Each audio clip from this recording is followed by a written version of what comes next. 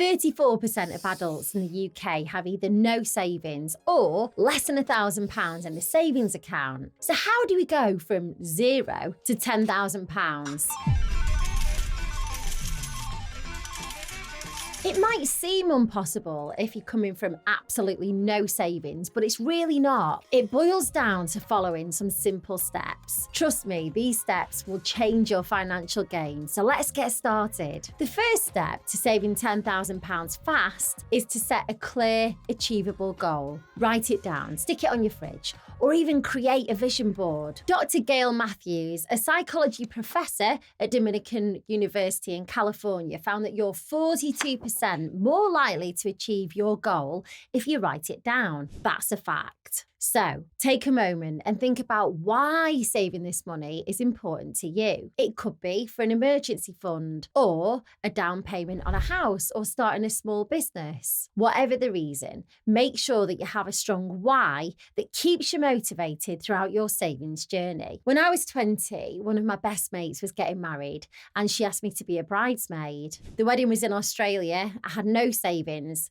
and I just about broke even every month when I got paid and then paid the bills. So I came up with a plan. I love socialising and spent a lot of time going out in my early 20s. So I figured that if I got a part-time job in a bar on top of my full job, I'd get the best of both worlds. Sunday was my only day off and Friday and Saturday nights were spent working in my local slug and lettuce, but it worked out perfectly. I was still in a social environment, making extra cash to afford my flights and accommodation, and that extra money all went on my 3-week trip. I even got free drinks along the way. It was an adventure trip of a lifetime. And by focusing on how to make it work, it happened. The next step is to create a budget. I know, budgets aren't the most exciting thing in the world, but they're crucial to keeping your finances in check. Start by tracking your income and expenses and then create a realistic budget that helps you allocate money towards your £10,000 saving goal. There are plenty of free budgeting apps available in the UK like Monzo or Chase, which help you manage your finances more effectively. Chase is also great as its debit card gives you about 1% cash back on everything you buy for an entire year. And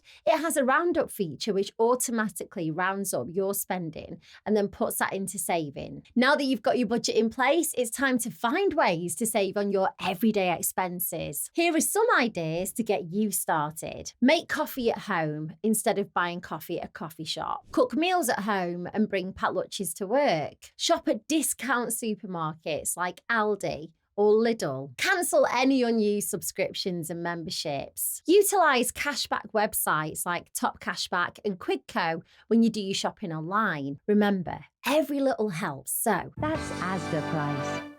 Once you start saving, it's essential to put your money somewhere where it can grow. In the UK, there are high-interest savings accounts that can help you earn more on your savings. The annoying part is that we depend on the Bank of England base rate to be good to get a good and a high return. In 2022 and 2023, it's taken a dip, so they're a little bit harder to find, but it's not impossible. If you're just beginning your saving journey, then the nationwide Start to Save Issue 2 is a great place to start. When I filmed this video, the interest rate was 5% AER gross a year, variable, for 24 months. You get rewarded for saving regularly and you get put into a prize draw to win £250. Keep your eye on the rate though, because it can go up or down. That's what the variable bit stands for. You can only save £50 a month in that account. If you're looking to put more money away, you can save £250 a month with Halifax in their regular saver account. The rates are fixed and it's 5.5% for a year, so that means that your interest won't change. You could save 10 grand in 40 months if you saved £250 a month. If you already have savings and you want a good return, I found a hack, and it's if you've got kids, you can save money in their names and then you get better rates. There's a 3% return on some accounts. To ensure you consistently save towards your £10,000 goal, consider automating your savings. Set up a standing order to transfer a specific amount from your current account to your savings account each month. That way, you're less likely to spend the money and more likely to stick to your savings plan. Another idea to focus on when trying to save money is your utility bills. Here are some tips to help you lower the costs. Compare energy suppliers. Use websites like USwitch, Compare the Market, or Money Supermarket to find the best deal. Install a smart thermostat to manage your heating and energy usage. In the same vein, get a smart meter so that your bills are spot on and they're not guesstimations. Switch to energy efficient light bulbs and appliances. If you've got wooden floors,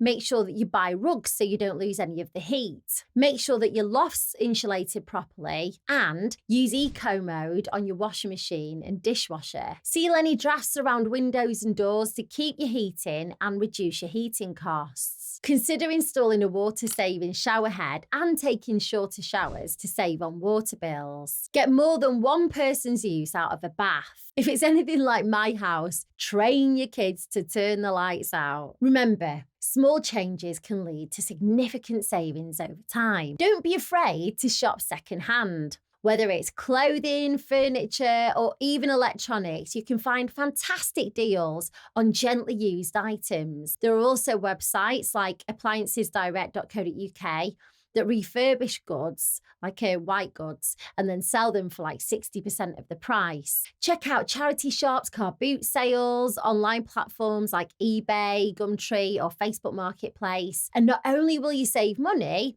but you'll also be helping the environment by reducing waste. I feel like when I had my second little boy, I played Facebook Marketplace brilliantly.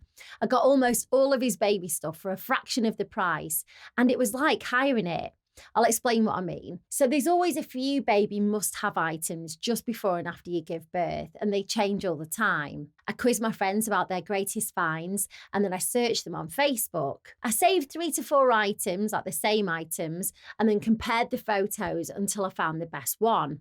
I'd then look at how long they'd been online for, and if it was more than 3 weeks, I'd offer slightly less. I'd check on the item on the doorstep before I took it away, used it for a few months until he'd grown out of it, and then I stuck it back online on Facebook Marketplace for a smidge less and I bought it. It worked an absolute treat. My current bargain phase is shopping and also selling on Vinted and Depop. I've got loads of great new outfits for me and the kids at a fraction of the price. It's also brilliant for decluttering your own wardrobe and again, good to the environment. Meal planning is a game changer when it comes to saving money on groceries. So plan your meals for the week, make a shopping list and stick to it. This way, you'll avoid impulse buys and reduce food waste. Additionally, consider batch cooking and freezing meals for the days that you're too busy or tired to cook. You'll save time, money, and stress. This might sound a bit random, but another tip is having a freezer week. So don't buy fresh and plan your meals for a week around all the frozen food that you've got in your freezer. That way you can free up some space and some cash at the same time. And if you're struggling to think of ideas, then check out my video in the cards about my extreme food budget and plan. Cutting down on transportation costs can significantly contribute to your savings goal. If possible, use public transport, walk or cycle instead of driving. Not only will it save you money on petrol and parking, but you'll also be doing your bit for the environment and keeping fit. I know trains can be really expensive at the moment, so try and buy tickets in advance. You can use websites like the Train Line to find the best deals. My pro tip is that Trainline actually charges you a booking fee. It's normally around £1. So what you can do instead is find the deal on the Trainline app and then go to that train company's website and buy that exact ticket from there. The Trainline only finds deals. It doesn't make them. You can also try the Megabus or Flixbus. Alternatively, consider carpooling with colleagues or friends to share the costs and reduce your individual expenses. If you find that your current income isn't enough to reach your £10,000 goal, consider starting a side hustle. This could be anything from selling handcraft gifts on Etsy or offering freelance services or even starting a blog or a YouTube channel. The key is to find something that you're passionate about and can realistically manage alongside your existing commitments.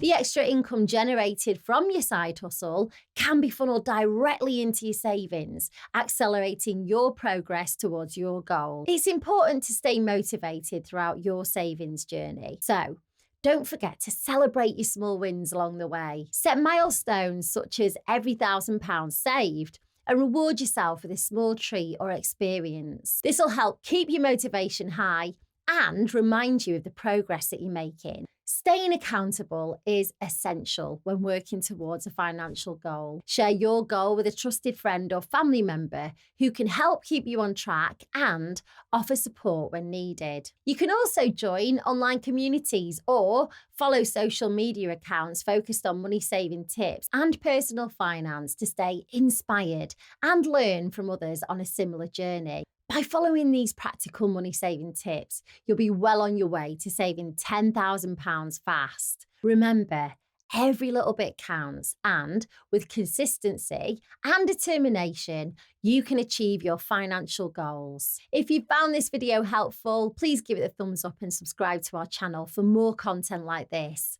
Also, don't forget to share your own money saving tips and successes in the comments below. I absolutely love hearing from you. Thanks for watching and happy saving.